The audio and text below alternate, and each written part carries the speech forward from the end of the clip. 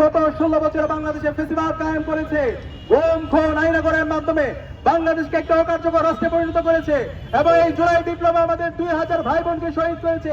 এই খুনি হাসিনা এবং তার দূষকদেরকে আবার বাংলাদেশে পুনর্বাসনের ব্যবস্থা করছে একটি দল। আমরা সাবধান করছি এই খুনি হাসিনা এবং তার দূষকদের বিরুদ্ধে বর্তমান সরকারকে জিরো টলারেন্স নীতি ঘোষণা করতে হবে।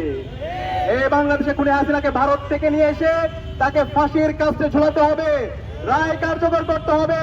এই জুলাই বিপ্লবে যে আমাদের 2000 ভাই বোনকে শহীদ করেছে, খুনি হাসিনার যারা মাস্টার মাইন্ড আছে, এই আওয়ামী লীগ, ছাত্রলীগ, যুবলীগকে এই বাংলাদেশে বিচারের আওতায় নিয়ে আসতে হবে। তাদের আর কোনো অফিস খুললে এই বাংলাদেশের ছাত্র জনতা প্রতিবাদ প্রতিরোধ গড়ে তুলবে। এই বাংলাদেশে আওয়ামী লীগ কোনো রাজনৈতিক দল না, আওয়ামী লীগ হচ্ছে সন্ত্রাসী সংগঠন। এই আওয়ামী লীগ দেশের স্বাধীনতা সার্বভৌমত্বের জন্য হুমকি।